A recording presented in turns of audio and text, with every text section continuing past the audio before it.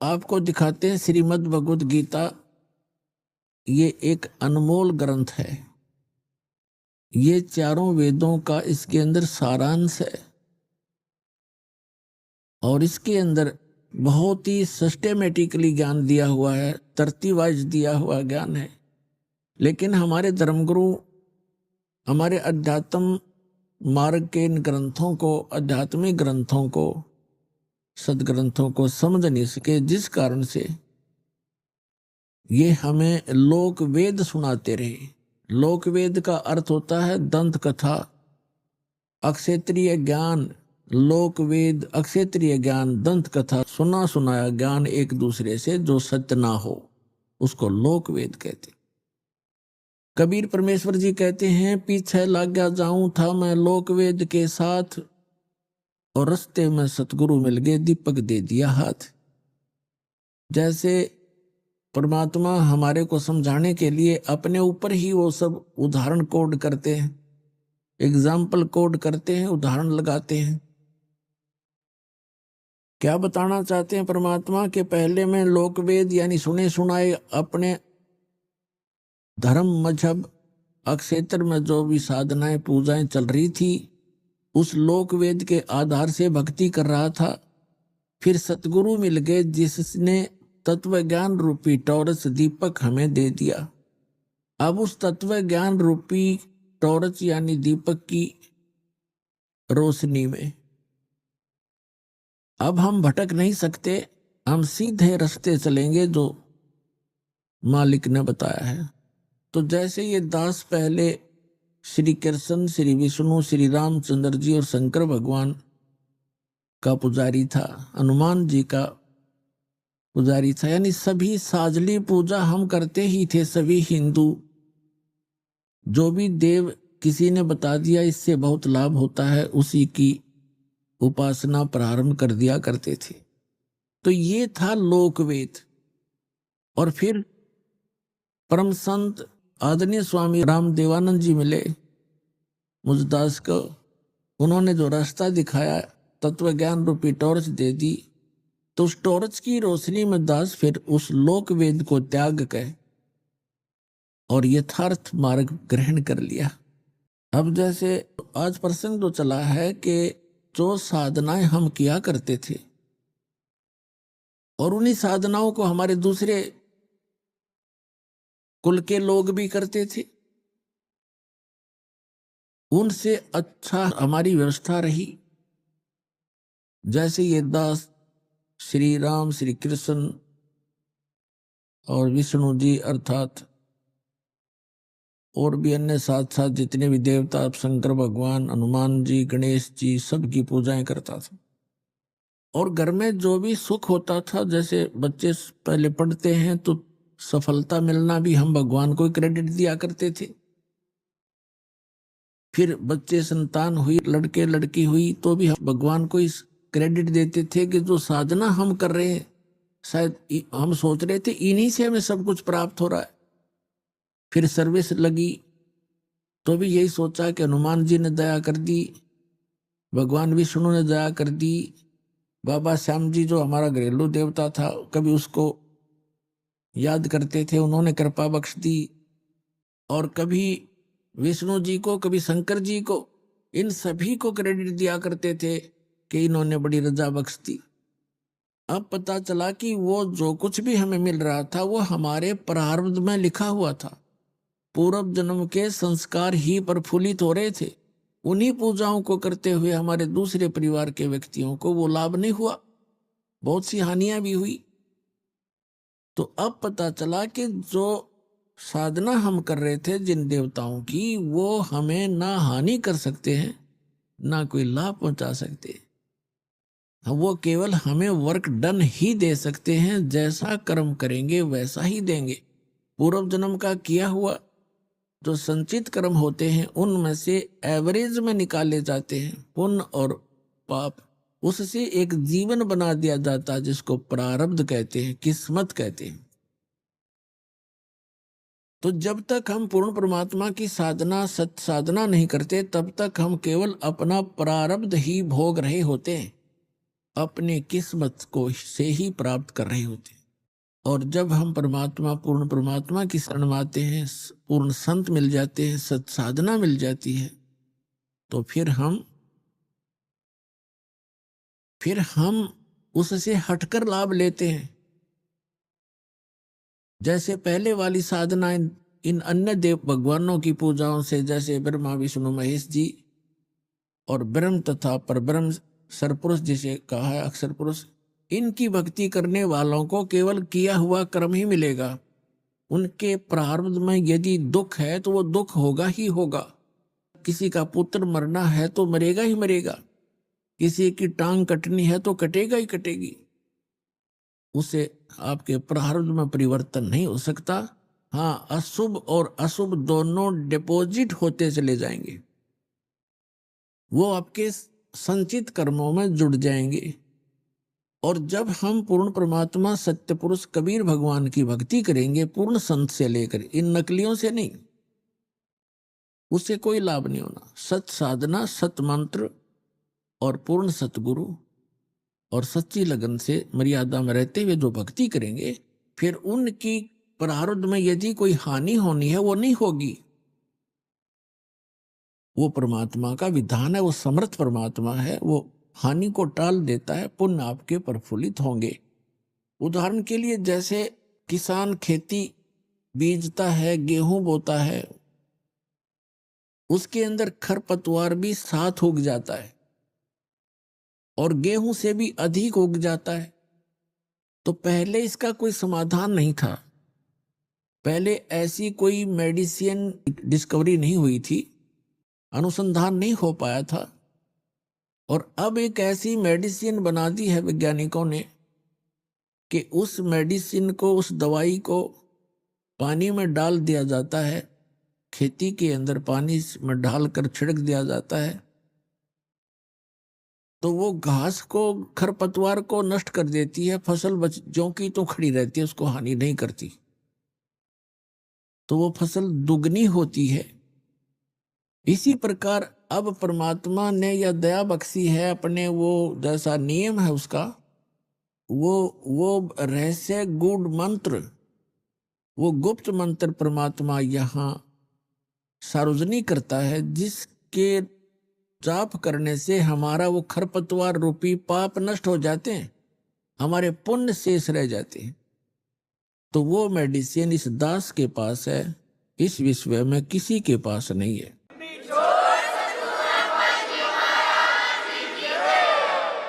तो अब आपको दिखाते हैं कि श्री ब्रह्मा, श्री विष्णु, श्री शिव जी के विषय में हमारी गीता जी क्या बताती है, इनकी साधना करने वालों को क्या संज्ञा दी है। अब आपको दिखाते हैं श्रीमद् भगवत गीता अध्याय नंबर 7 का कुछ अंश दिखाते हैं, देखिएगा। श्रीमद् भगवत गीता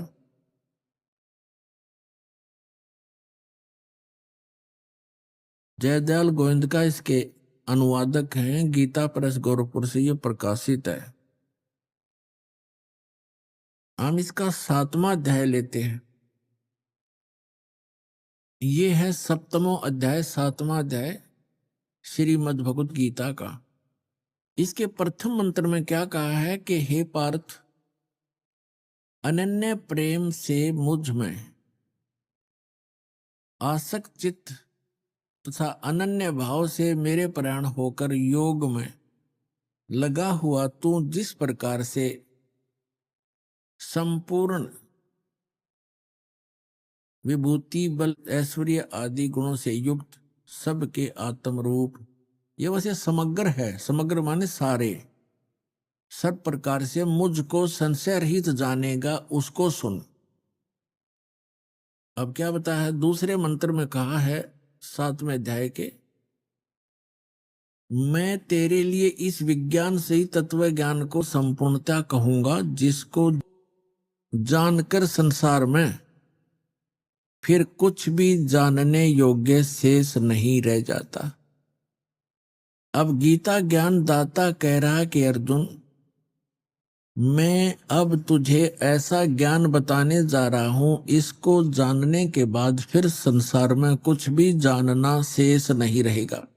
अपने आत्माओं देखना, और इस पवित्र गीता को हम शिरोधार्य मानते थे, पढ़ते भी थे, डेली पाठ भी किया करते थे।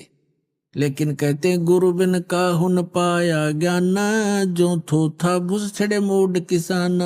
गुरु बिन वेद पढ़े जो प्राणी, समझे न सार रहे अज्ञानी।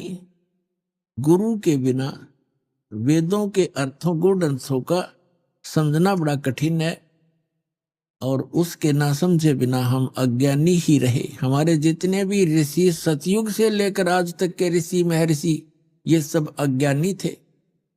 अपने आत्मा, ये दास के जो वचन हैं ये कड़वे अवश्य लगेंगे एक बार, लेकिन बाद में इतने मीठे हो जाएंगे, इनके अतिरिक्त आपको कोई और बोल वचन सुहावेगा नहीं, अच्छा नहीं लगेगा। कि सतयुग से लेकर आज तक के ऋषि महर्षियों को ज्ञान नहीं था, बिल्कुल ज्ञान नहीं था, अज्ञानी थे वे। अपने आत्मा को थोड़ी सी झलक दिखा दूं, नहीं तो कोई पहली बार सुनेगा भक्त, क्योंकि ये सीडी वगैरह बनती हैं, भक्त अपने मित्रों को देते हैं, तो उनका ये हजम होगी नहीं ये बात कि सतयुग से लेकर आज तक के इन ऋषि महर्षि ब्राह्मणों को कति ज्ञान नहीं था भक्ति का। इनको छोड़ ब्रह्मा विष्णु महेश को ज्ञान नहीं था, बताओ। तो ये वचन जो दास के हैं, ये तो आज सभ्य समाज, शिक्षित समाज हो गया, इसलिए स्वीकार्य हो गए। और ये वचन परमात्मा 600 वर्ष पहले कहा करते कबीर जी, तो उस समय तो पत्थर खान की बात थी, डले लग गए। और है ये सारी सच्ची, पूरी कंप्लीट सत्य है, हमारे सदग्रंथ प्रमाणित करते हैं। इससे पहले मैं थोड़ा सा श्री देवी भागवत के कुछ उल्लेख आपके रूबरू करता हूं, जिससे आपको पता चलेगा कि न तो सतयुग से लेकर आज तक के ऋषि महर्षियों को ज्ञान था, और न ब्रह्मा विष्णु महेश को ज्ञान था अध्यात्म मार्ग का। तो और को होगा किसको? केवल परमात्मा स्वयं आते हैं, अपने द्वारा रची हुई सृष्टि को यथार्थ रूप में वही बताते हैं। और यथार्थ भक्ति मार्ग और पूर्ण परमात्मा वो स्वयं होते ही है, वो स्वयं ही यथार्थ भक्ति मार्ग बताते हैं, यथार्थ ज्ञान, तत्व ज्ञान वही बताते हैं। अब देखिएगा श्रीमद् देवी भागवत, सतीतर मोटा टाइप, गीता प्रेस गोरखपुर से प्रकाशित। इसके कौन है संपादक, कौन है इसके? देखिएगा, हनुमान प्रसाद पोदार, चिमनलाल गोस्वामी, और ये प्रकाशक है इसके। इसके 414 पृष्ठ पर आपको ले चलते हैं। छठा स्कंध, ये छठा स्कंध संक्षिप्त देवी भागवत 414 पृष्ठ पे। जन्मे जय ने पूछा महाभाग, किस युग में कैसा धर्म का स्वरूप है? इस संपूर्ण विषय को विशेष रूप से बताने की कृपा कीजिए। व्यास जी बोले, व्यास जी बता रहे हैं जन्मे जय को, राजन यह निश्चय है कि सतयुग में ब्राह्मण वेद के पूर्ण विद्वान थे। उनके द्वारा निरंतर भगवती जगदम्बा की आराधना यानी पूजा होती थी। भगवती का दर्शन करने के लिए उनका मन सदा ललायित रहता था। प्रत्येक गांव में शक्ति मंदिर का उद्घाटन हो, दुर्गा का मंदिर बने, इस विषय की उनके मन में बड़ी उत्सुकता थी। और यहां और देख लें साथ में थोड़ी सी इनकी झलक है। धर्म की यही स्थिति त्रेता में रही, परंतु कुछ ह्रास हो गया था। सतयुग की जो स्थिति थी वह द्वापर में विशेष रूप से कम हो गई। राजन, उन प्राचीन युगों में जो राक्षस समझे जाते थे वे कली में, कली माने कलयुग में ब्राह्मण माने जाते। दास नहीं कह रहा, ये अपना इतिहास कह रहा है। क्योंकि अब के ब्राह्मण प्राय पाखंड करने में तत्पर रहते हैं, दूसरों को ठगना, झूठ बोलना और वैदिक धर्म कर्म से अलग रहना, ये कलयुगी ब्राह्मणों का स्वाभाविक गुण बन गया है। अपना आत्मा, कलयुग के जो ब्राह्मण जिनको हम आचार्य और शंकराचार्य, ये सारे ब्राह्मण हैं, हमारे धर्मगुरु जो अभी तक थे। तो इनको, इनके विषय में क्या कहा है कि जो सतयुग त्रेता द्वापर में जो राक्षस हुआ करते, इसी स्वभाव के तो हमारे ब्राह्मण हो गए, तो अन्य जनता का क्या हाल होगा। अब ये क्या बता रहे हैं, इससे एक और कंसेप्ट क्लियर कर दिया कि सतयुग के ब्राह्मण वेद के पूर्ण विद्वान माने जाते थे, व्यास जी कह रहे, और वो दुर्गा की पूजा करते थे, खाक विद्वान थे वह। अब थोड़ी सी झलक साथ और लेते हैं श्री विष्णु जी की, फिर आगे निर्णय करेंगे। इसी देवी भागवत के 28 पृष्ठ पे ये देखिएगा, 28-29 पे श्री विष्णु और श्री ब्रह्मा, श्री नारद और व्यास जी के ज्ञान की झलक आपको दिखाते हैं।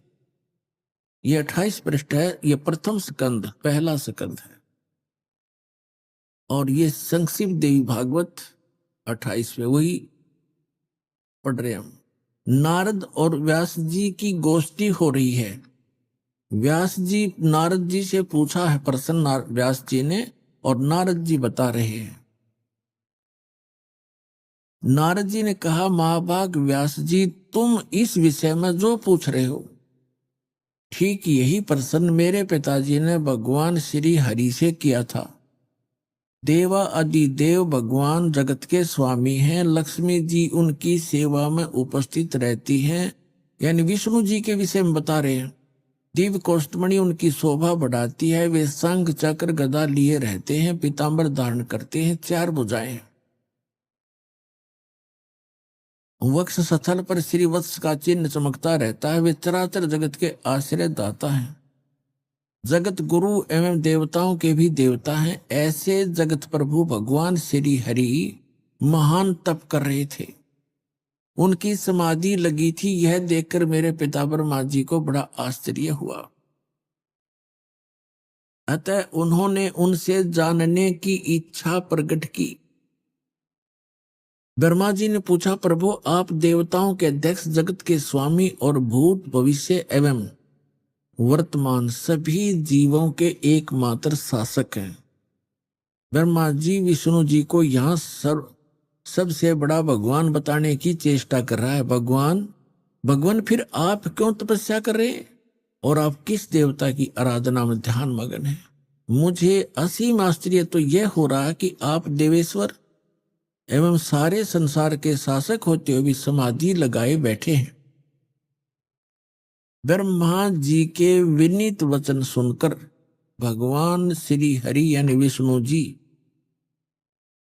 उनसे कहने लगे, ब्रह्मन सावधान होकर सुनो, मैं अपने मन का विचार व्यक्त करता हूं। देवता दानव मानो सब यही जानते हैं कि तुम सृष्टि करते हो, मैं पालन करता हूं, संकर संहार किया करते हैं, किंतु फिर भी वेद के पारगामी पुरुष अपनी युक्ति से यह सिद्ध करते हैं कि रचने, पालने और संहार करने की यह योग्यता जो हमें मिली है, इसकी अधिष्ठात्री शक्ति देवी हैं। वे कहते हैं कि संसार की सृष्टि करने के लिए तुम में राजसी शक्ति का संचार हुआ है, यानी ब्रह्मा जी रजगुण है, ये सिद्ध होता जा रहा है, और मुझे सात्विक शक्ति मिली है, यानी विष्णु जी सतोगुण है, और रुद्र में तामसी शक्ति का आविर्भाव हुआ है, और शंकर जी तमोगुण है।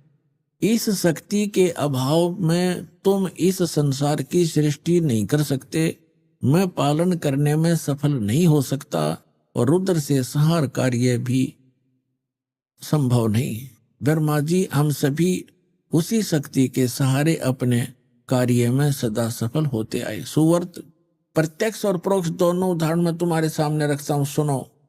यह निश्चित है कि उस शक्ति के अधीन होकर ही मैं इस शेष नाग की सैया पर सोता और सृष्टि करने का अवसर आते ही जाग जाता हूं। मैं सदा तप करने में लगा रहता हूं, उस शक्ति के शासन से कभी मुक्त नहीं रह सकता।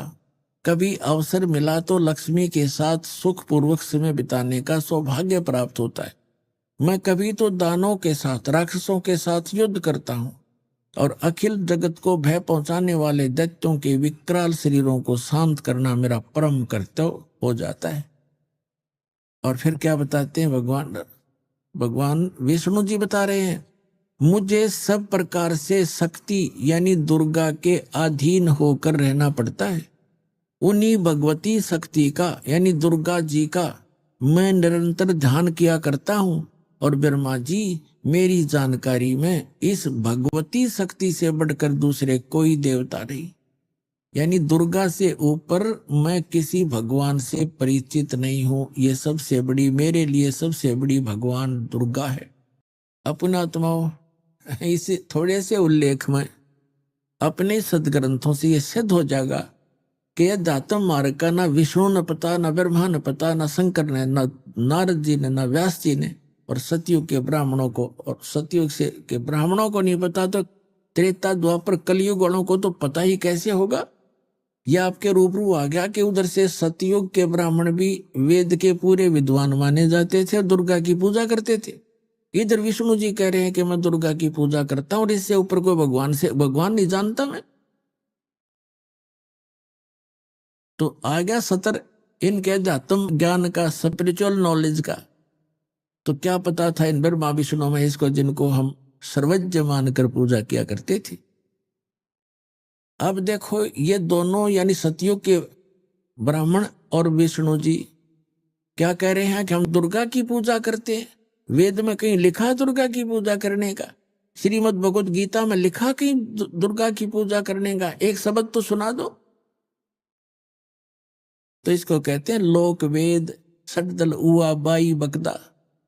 अब दुर्गा जी क्या कहती है आपको दिखाते हैं 562 पृष्ठ पर, 7वां स्कंद और संक्षिप्त देवी भागवत 562 पृष्ठ पे। देवी के द्वारा हिमालय को ज्ञानो उपदेश और ब्रह्म स्वरूप का वर्णन।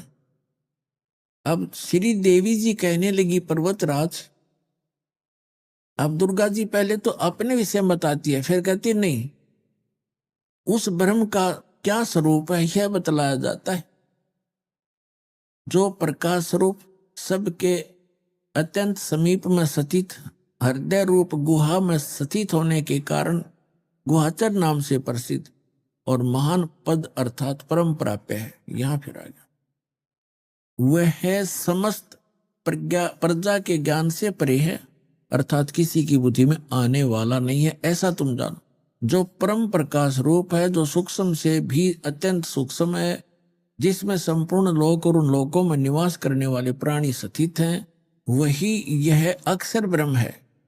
वही सबके प्राण है, वही सबकी वाणी है और वही सबके मन है।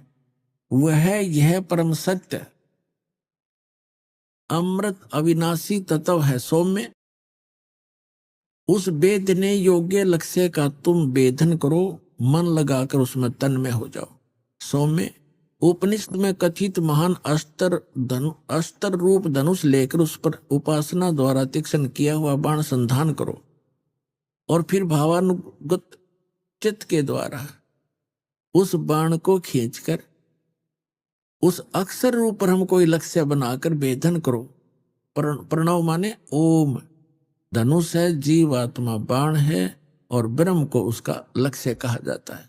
अब यहां देखिए, उस एकमात्र परमात्मा को ही जाने, दूसरी सब बातों को छोड़ दो। अब दुर्गा क्या कह रही है कि केवल एक ब्रह्म की पूजा करो, मेरी पूजा भी छोड़ दो। क्या कह रही है दुर्गा जी कि उस केवल एक ब्रह्म की पूजा करो, उसका ओम नाम है और उसको ब्रह्म की साधना जीवात्मा करे। अपनी साधना भी कह रही है, मेरी भी पूजा मत करो, एकमात्र उसी की साधना करो। ये देखो, उस एकमात्र परमात्मा को ही जाने, दूसरी सब बातों को छोड़ दे। यही अमृत रूप परमात्मा के पास पहुंचाने वाला पुल है। संसार समुद्र से पार होकर अमृत स्वरूप परमात्मा को प्राप्त कराने का यही सुलभ साधन है। इस आत्मा का परमात्मा का को ओम के जप के साथ ध्यान करो। इससे अज्ञान में अंधकार से सर्वथा परे और संसार समुद्र से उस पार जो ब्रह्म है उसको पा जाओगे, तुम्हारा कल्याण हो। स्पष्ट कर दिया कि ओम नाम ब्रह्म का है और इस ओम नाम के जाप से ब्रह्म को पाने का उद्देश्य रखकर साधना करो, तुम उसको प्राप्त कर जाओगे। और वो कहाँ रहता है? वह है यह सब का आत्मा ब्रह्म, ब्रह्मलोक रूप दिव्य आकाश में स्थित है। वहां रहता ब्रह्मलोक में यह ब्रह्म। अपनात्मा यदि ये दास मौखिक ये वचन कहकर छोड़ देता और प्रथम बार कोई पुण्यात्मा ये वचन सुनता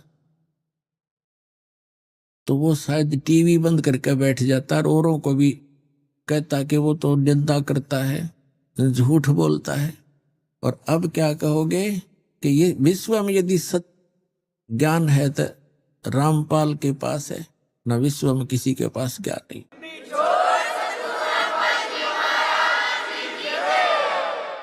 अब हम आते हैं श्रीमद् भगवत गीता अध्याय नंबर 7 पर। इसके अंदर एक बहुत ही निर्णायक ज्ञान है, बहुत ही निर्णायक ज्ञान है, लेकिन हम समझ नहीं सके इन सत्ग्रंथों को, जिस कारण से हमें बहुत हानि हुई, जिसकी पूर्ति अब हो पाएगी। अब देखिएगा श्रीमद् भगवत गीता, गीता प्रेस गोरखपुर से प्रकाशित है। जयदाल गोविंद का इसके अनुवादक हैं।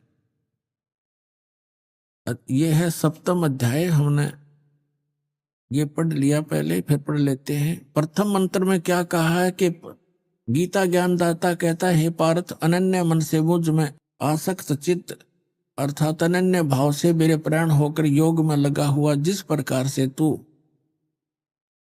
समग्र यानी सर्व भाव सब प्रकार से, समग्र माने सब प्रकार से मुझको संशय रहित जानेगा, उसको सुन।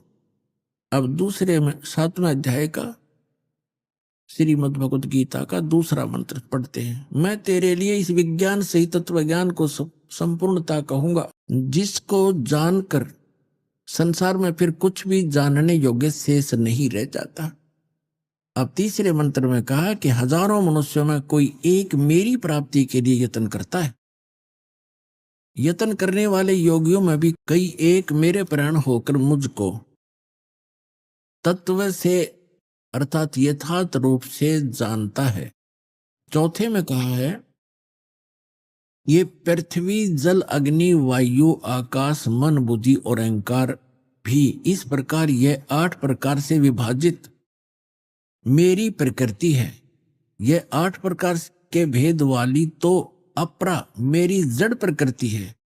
और हे महाभाव, इससे दूसरी को जिससे ये यह संपूर्ण जगत धारण किया जाता है, मेरी जीव रूपा परा अर्थात चेतन प्रकृति जान।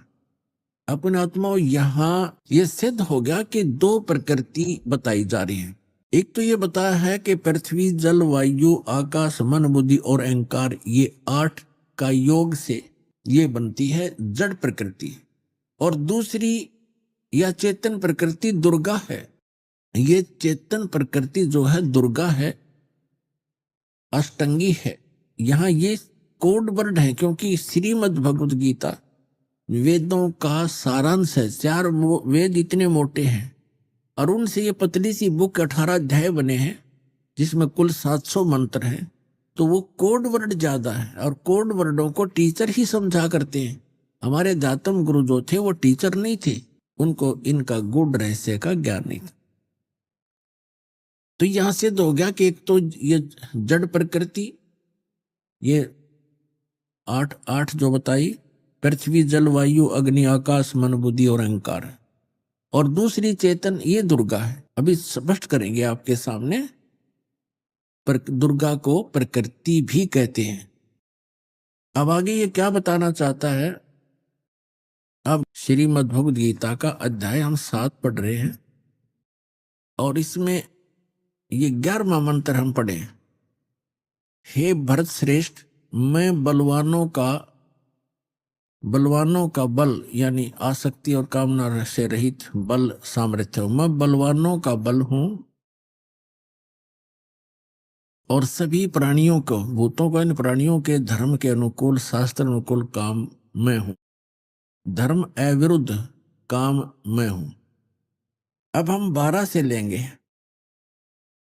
इसमें क्या बताया कि और भी जो सतगुण से उत्पन्न होने वाले भाव हैं, जो रजोगुण तथा तमोगुण से होने वाले भाव हैं, उन सब को मुझसे होने वाले हैं ऐसा ऐसा जान, परंतु वास्तव में उनमें मैं और वे मुझ में नहीं है। अब यहाँ क्या प्रसंग है? ये श्रीमद् भगवद गीता में गीता ज्ञान दाता कौन है? ये श्री ब्रह्मा विष्णु महेश जी के पिताजी हैं, जो श्रीमद् भगवद गीता को बोल रहे हैं श्री कृष्ण में प्रवेश करके। अब यहाँ पर थोड़ा सा ये कंसेप्ट और क्लियर करना पड़ेगा कि श्रीमद् भगवद गीता का ज्ञान किसने दिया, क्योंकि श्रीमद् भगवद गीता को समझने के लिए ये जानना अनिवार्य है कि श्रीमद् भगवद गीता का ज्ञान श्री कृष्ण नहीं बोल रहा।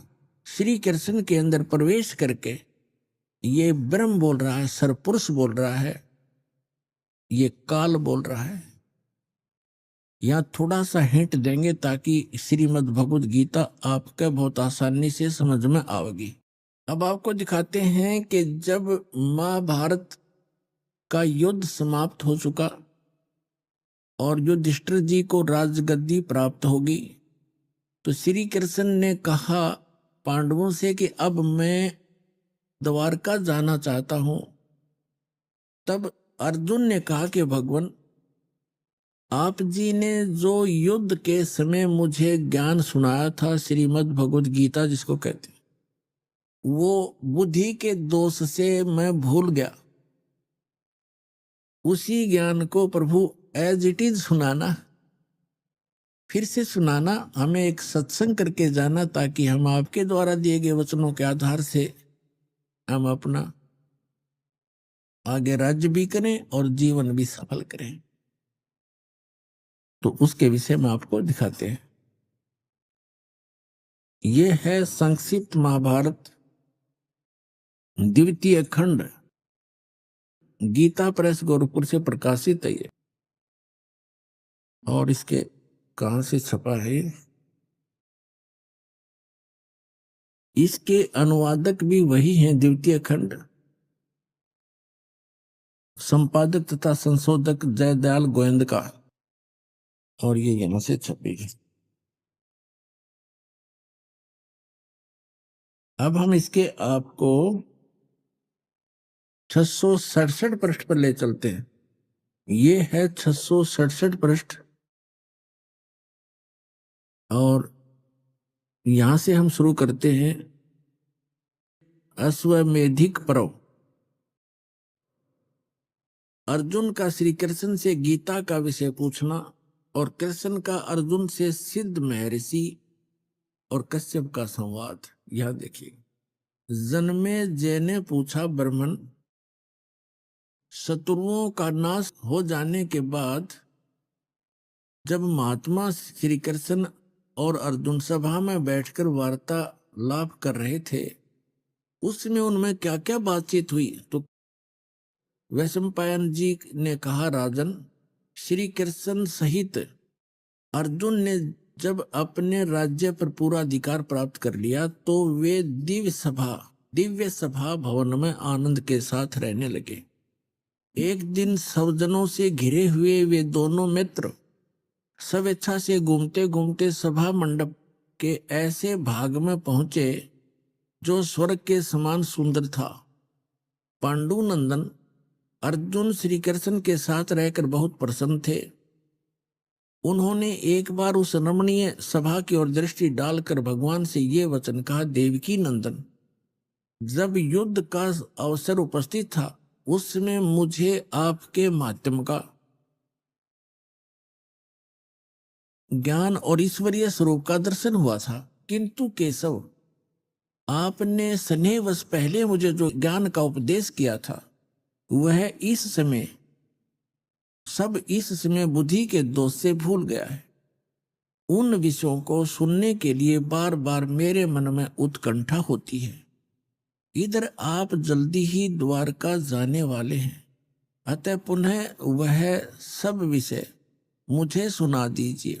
अब कहने का भाव ये है कि अर्जुन कह रहा है कि कृष्ण जी से कि आपने युद्ध के समय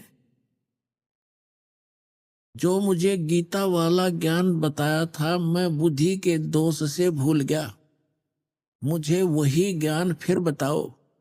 अब श्री कृष्ण जी क्या कहते हैं देखिए, वैशंपायन जी कहते हैं अर्जुन के ऐसे कहने पर वक्ताओं में श्रेष्ठ महातेजस्वी भगवान श्री कृष्ण ने उन्हें गले से लगाकर इस प्रकार उत्तर दिया। श्री कृष्ण बोले, अर्जुन, उस समय मैंने तुम्हें अत्यंत गोपनीय विषय का श्रवण कराया था, अपने स्वरूपभूत धर्म सनातन पुरुषोत्तम तत्व का परिचय दिया था और नित्य लोकों का भी वर्णन किया था, किंतु तुमने जो अपनी नासमझी के कारण उस उपदेश को याद नहीं रखा, यह जानकर मुझे बड़ा खेद हुआ। इन बातों को अब पूरा पूरा श्रवण होना संभव नहीं जान पड़ता। श्री कृष्ण जी के बोल हैं, ये सुन जानते पढ़ियो। पांडुनंदन, निश्चय तुम बड़े श्रद्धाहीन हो, तुम्हारी बुद्धि अच्छी नहीं जान पड़ती। अब मेरे लिए उस उपदेश को ज्यों का त्यों दोहरा देना कठिन है, क्योंकि उस समय योग युक्त होकर मैंने परमात्म तत्व का वर्णन किया था। पुण्यात्माओं, ये भी एक विचलित आत्मा होती है। अब देखो, जैसे दास सत्संग कर रहा है और प्रथम बार कोई श्रोता इसको सुन रहा है, आज के सत्संग को मुश्किल से वो 60% याद रख सकता है, मुश्किल से। और फिर 1 हफ्ता 10 दिन के बाद, महीने 2 महीने के बाद वो मुझे मिले और मुझसे कहे, जी वो सत्संग आपने किया था वो फिर से सुनाना, तो मैं तुरंत सुना दूंगा।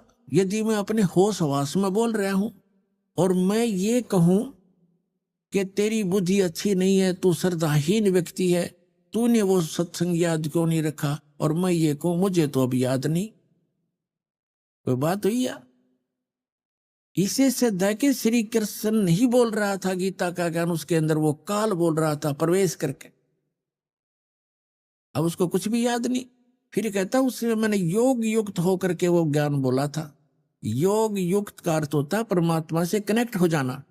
इसे सिद्ध है कि परमात्मा कोई अन्य है जिससे वो कनेक्ट होने की बात कर रहा है। और जब युद्ध के मैदान में ऐसे भयंकर स्थिति में योग युक्त हो सकता है, अब पीस माइंड पीस है, उस टाइम तो शांति है, तो उसमें और जल्दी हो जाना चाहिए था योग युक्त, जबकि बिजली गिर गई। वास्तविकता यह है कि श्री कृष्ण जी ने योग ज्ञान पता ही नहीं ना उन्होंने बोला, उन्होंने फिर आगे इसमें अपने सत्र का ज्ञान दे रखा। वो गीता से मेल भी नहीं खाता, इससे आगे गीता है अलग से लिखी हुई है, वो तो गीता से मेल भी नहीं खाता, कह भी नहीं मिलता आपस में। तो कहने का भाव यह है कि श्री कृष्ण में प्रवेश करके युग काल बोल रहा था। इसके बहुत से प्रमाण हैं। अब पहले तो ये प्रसंग क्लियर करता हूं कि जैसे अब श्री कृष्ण में प्रवेश करके काल बोला था, और ये काल कौन है? ये ब्रह्मा विष्णु महेश के पूज्य पिताजी हैं। और गीता अध्याय नंबर 4 के श्लोक नंबर 5 और 9 में ये क्या कहता है कि अर्जुन, तेरे और मेरे बहुत जन्म हो चुके, तू नहीं जानता, मैं जानता हूं। मेरे जन्म और कर्म अलौकिक हैं। इसके कर्म अलौकिक कैसे है? जैसे श्री कृष्ण में प्रवेश करके प्रेत की तरह गीता का ज्ञान बोल दिया। अब आज तक यही रट लगा रखी थी, श्री कृष्ण जी ने गीता बोली, श्री कृष्ण जी ने गीता बोली, और बोली काल ने कृष्ण जी को तो पता भी नहीं मैंने बोला क्या था गीता में। श्रीमद् भगवत गीता अध्याय नंबर 7 के श्लोक नंबर 24 और 25 में ये स्पष्ट करता है गीता ज्ञानदाता कि अर्जुन, ये बुद्धिहीन मनुष्य जो सामने खड़े हैं आज, ये सोच रहे होंगे कि मैं श्री कृष्ण हूं। ये मुझ अव्यक्त को व्यक्तिम आपनम मनन्ते अबुधा, मुझ अव्यक्त को, व्यक्त माने गुप्त रहता हूं, मैं अपनी योग माया से छुपा रहता हूं, कभी किसी के सामने नहीं आता। और श्री कृष्ण जी तो सामने खड़े थे। श्री कृष्ण होते ये वचन कहते तो सामने खड़े थे, वो छुपे का। तो ये कहता मैंने प्रतिज्ञा, मेरी ये अटल प्रतिज्ञा है तो ये घटिया, पर मैं ये मेरी अटल प्रतिज्ञा है, अविनाशी प्रतिज्ञा है, मैं कभी किसी के सामने नहीं आता। तो ये क्या करते रहे, जैसे आपने आपको बहुत बार दिखा है श्री शिव महापुराण के अंदर, वो रुद्र संहिता के अंदर आता है, एक बार ब्रह्मा और विष्णु का इस बात पर युद्ध हो गया। ब्रह्मा जी कहते हैं मैं सारी सृष्टि का रचनहार हूं और आपकी भी उत्पत्ति मेरे से हुई है, विष्णु जी को कहते। और विष्णु जी कहते हैं कि आप मेरी नाभि कमल से उत्पन्न हुए हो, मैं सबका, सारी सृष्टि का रचने वाला मैं हूं, सबका पिता हूं, तो मेरा पुत्र है। ब्रह्मा जी कहते विष्णु जी को तू मेरा पुत्र है। अब इनको ये भ्रम कैसे हुआ? इनको ये भ्रम ऐसे होता है जैसे ऋषि लोगों ने समाधिस्थ होने की चेष्टाएं की और इसने प्रतिज्ञा कर रखी है मैं कभी अपने ओरिजिनल रूप में दिखाई नहीं दूंगा, किसी को दर्शन नहीं दूं। ये क्या करता है, जैसे ऋषि महर्षियों ने समाधिस्थ हुए और समाधि दशा में किसी को ब्रह्मा के रूप में दर्शन दे दिए, तो उसने, उस ऋषि ने सब जगह जो है गुणगान कर दिए कि ये ब्रह्मा जी स्वयं मालिक है, ये अपने आप को छुपाए बैठे हैं, ये जगत पिता हैं, मैंने समाधि दशा में इनके दर्शन हुए। इस बात से ब्रह्मा जी फूल गए, 10 20 50 ने ऐसे कह दिया और किसी को विष्णु जी के रूप में दर्शन दे दिए। तो उसने कहा कि विष्णु जी यही पूर्ण परमात्मा है, मैंने समाधि दशा में इनके दर्शन हुए, ये अपने आप को छुपाए हुए, ये जगत के मालिक हैं, जगत के रचने वाले हैं, ये सारा समर्थ है। तो उससे विष्णु जी को भ्रम हो गया कि मैं ही रचने वाला हूं, सारे मुझे ही कहने लग रहे। किसी को शंकर भगवान के रूप में दर्शन दे दिए समाधि दशा में, अंदर अंतःकरण में। तो उसने बता दिया कि शंकर भगवान जो ये बैठे तमोगुण, यही सर्वशक्तिमान है, कालज्ञ मृत्युंजय सर्वज्ञ, सारी सृष्टि के रचना। तो यहां वहां ब्रह्मा और विष्णु जी को भ्रम हो गया, तो उनका युद्ध हो गया। फिर वो बीच में एक स्तंभ खड़ा करा, पिलर खड़ा करा, लिंग, तो उन दोनों का युद्ध समाप्त किया। तब ये काल आ गया अपने पुत्र शिव का रूप धारण करके। ये अपने वास्तविक रूप में नहीं आता, इसका वास्तविक रूप कौन सा है? जो श्रीमद् भगवत गीता का ज्ञान देते समय युद्ध के मैदान में दिखा था इसने, 1000 भुजा का है ये, सहस्रा बाहु है ये। ब्रह्मा विष्णु महेश केवल 4 भुजा बना सकते हैं, दुर्गा केवल 8 भुजा बना सकती है, इससे ज्यादा नहीं है। और ये 1000 भुजा से लेकर और 10 भुजा और 4 भुजा और 2 भुजा में बना सकता है। तो ये ऐसे अपना वास्तविक रूप इसका वो 1000 भुजा, वो काल रूप है, वो इसका वास्तविक रूप है। तो उस वास्तविक रूप में ये कभी किसी को दर्शन नहीं देता, इसने प्रतिज्ञा कर रखी है। तो इसी का एक प्रमाण दिखाते हैं श्री विष्णु पुराण के अंदर कि एक बार राक्षसों का और देवताओं का युद्ध हो गया।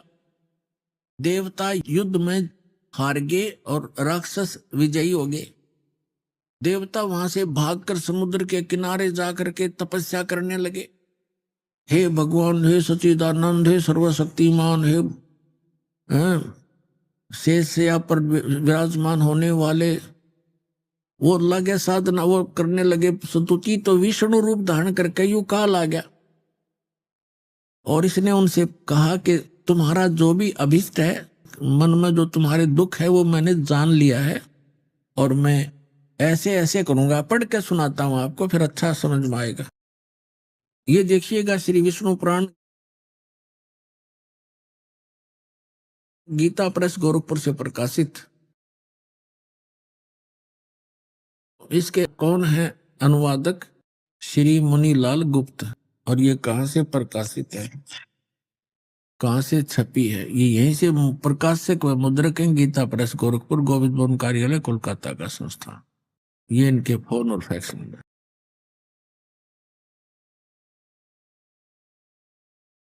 ये है चतुर्थ अंश और ये 233 पृष्ठ पे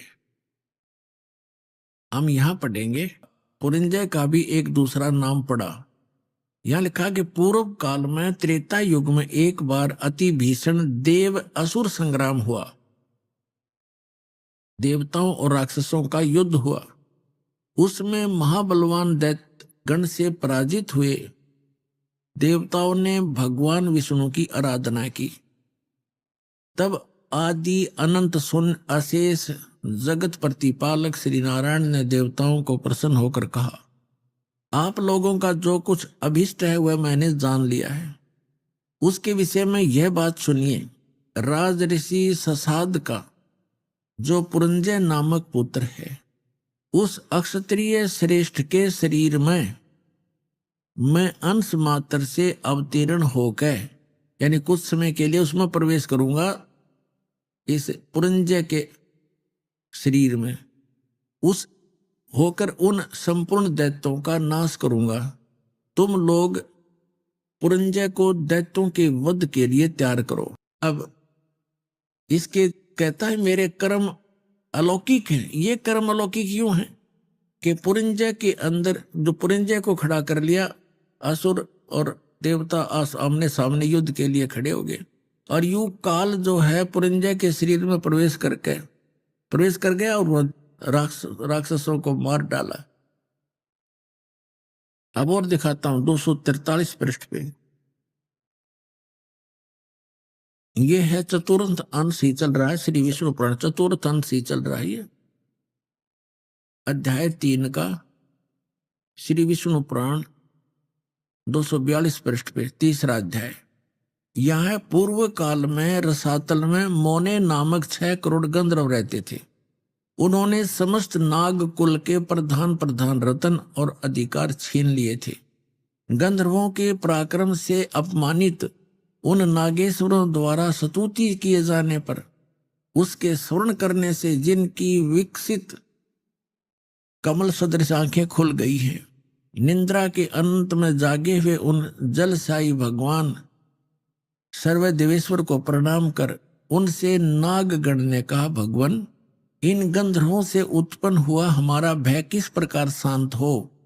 तब आदि अनंत भगवान पुरुषोत्तम ने कहा, यु काल आ गया विष्णु रूप धारण करके, योनासव के पुत्र मानधाता का जो प्रकुत्स नामक पुत्र है, उसमें प्रविष्ट होकर मैं उन संपूर्ण दुष्ट गंधर्वों का नाश कर दूंगा। यानी प्रकुत्स में प्रविष्ट करके उसमें प्रवेश होकर भूत की तरह बढ़कर प्रेत की तरह प्रवेश होकर के मैं संपूर्ण गंधर्वों का नाश कर दूंगा। इति सिद्धम के ये काल ऐसे अलौकिक कर्म करता है। इसी प्रकार इसने श्री कृष्ण में प्रवेश करके गीता जी का ज्ञान बोला है। समझदार को संकेत पर्याप्त है। अब दास आपको सुनाने जा रहा है कि गीता ज्ञान दाता 7वें अध्याय के 12वें श्लोक में कहता है कि जो कुछ भी रजोगुण से उत्पन्न होने वाला भाव है, यानी सृष्टि जिससे होती है, रजोगुण के प्रभाव से प्रत्येक प्राणी इतना प्रेरित होता है कि संतानों उत्पत्ति करता है। और सतोगुण से होने वाला भाव है, यानी सतोगुण से एक दूसरे में प्रेम मोह ममता, उससे मोह जागृत होता है, ममता बनती है एक दूसरे। और तीसरे से संहार क्रोध तमोगुण, जो तमोगुण से होने वाला यानी शिवजी से होने वाला जो भाव है वो संहार है। ये तीनों जो कुछ भी हो रहा है उसका निमित्त कारण मैं हूं, गीता ज्ञानदाता कहता है। ये काल है। आपको सृष्टि रचना में बहुत बार सुनाया है और कभी फिर सुनाएंगे। इसको एक श्राप लगा हुआ है इस ब्रह्म को, सरपुरुष को। 1,00,000 मानव शरीरधारी प्राणियों का यह नित्य आहार करता है। इसने एक ब्रह्मांड के अंतिम छोर में, इसका 21 ब्रह्मांड का लोक है, पूरा 21 ब्रह्मांड, इसके 21वें ब्रह्मांड के अंतिम छोर में इसने एक ऐसा स्थान बना रखा है जहां कोई नहीं जाकर देख सकता। एक तपस्या है, उसके ऊपर 1,00,000 मानव शरीरधारी प्राणी डेली वहां भूने जाते हैं। यह शरीर तो यहां रह जाता है, इसके अंदर एक सूक्ष्म शरीर है। उसके अंदर जो सारे जीवन में हम खाते हैं पीते हैं, जो भी व्यसन करते हैं, उसका सूक्ष्म अंश लिप्त हो जाता है। और वहां इतनी गर्म है वो तपस्या, उसके ऊपर डालकर उसके अंदर से गंध निकाला जाता, जीव मरता नहीं, तो उसको ये खाता है। तो ये कहना चाह रहा है कि इनसे जो कुछ भी हो रहा है उसका निमित्त कारण मैं ही हूं। इनमें मैं नहीं और ये मुझ में नहीं, क्योंकि ये इनसे भिन्न रहता है। अब यहाँ प्रसंग चला है तो इसमें सिद्ध करते हैं कि रजगुण ब्रह्मा है, सतगुण विष्णु है, तमगुण शिव जी। तब ये आगे प्रसंग चलेगा। अब देखिएगा शिव पुराण से सिद्ध करते हैं, ये देखिएगा।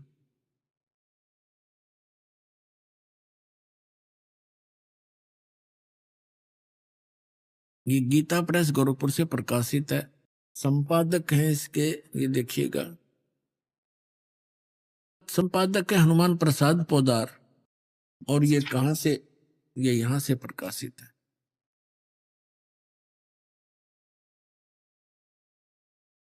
ये है रुद्र संहिता, रुद्र संहिता और संक्षिप्त शिव पुराण, पृष्ठ नंबर 110 पे, गीता प्रेस गोरखपुर से प्रकाशित, सचित्र मोटा टाइप। इस प्रकार ब्रह्मा विष्णु और रुद्र, इन तीन देवताओं में गुण हैं, यानी रजगुण ब्रह्मा, सतगुण विष्णु, तमगुण शंकर। इन तीन देवताओं में गुण है, परंतु शिव गुणातीत माने गए, वो इन तीनों से अलग हैं। और यही गीता अध्याय नंबर 7 के श्लोक नंबर 12 में स्पष्ट कर रहा है कि इन तीनों गुणों से जो कुछ भी हो रहा, रजगुण से होने वाले भाव, सतगुण से होने वाली स्थिति, रजगुण से होने वाली उत्पत्ति और शंकर से होने वाले संहार, इन तीनों का, इनका मूल कारण तो मैं ही हूं, मेरे कारण ही हो रहा, क्योंकि इसको 1,00,000 जीव मानव शरीरधारी प्राणी रोज खाने पड़ते हैं। और फिर ये कहता मैं इनमें नहीं और ये मुझ में नहीं। अब ये खुद यहां भी खुद कह रहा कि वो इनसे न्यारे हैं, भिन्न हैं। अब ये कंसेप्ट और क्लियर करना पड़ेगा। यहां एक और शंका उत्पन्न हो जाएगी कि ब्रह्मा विष्णु रुद्र, तो रुद्र अन्य भी है, एक जो 11 रुद्रों का सरदार है, वो रुद्र अलग है। और उन सभी रुद्रों का मुखिया ये शंकर भी है, तमोगुण शंकर, इसलिए इसको भी रुद्र कहते हैं। और 11 रुद्र अन्य भी है। तो ये भी यहां स्पष्ट करना पड़ेगा कि ये ब्रह्मा विष्णु रुद्र और ये महेश इनसे अलग है, ये इनका पिता। ये देखिएगा, एक समय जैसे दास ने बताया था कि ब्रह्मा और विष्णु का आपस में इस बात पर युद्ध हो गया। ब्रह्मा जी कहने लगे तू मेरा पुत्र है विष्णु जी से, और विष्णु जी कहने लगे तू मेरा पुत्र है। इन दोनों का झगड़ा हो गया, तो इनके बीच में एक लिंग खड़ा कर दिया, सतम।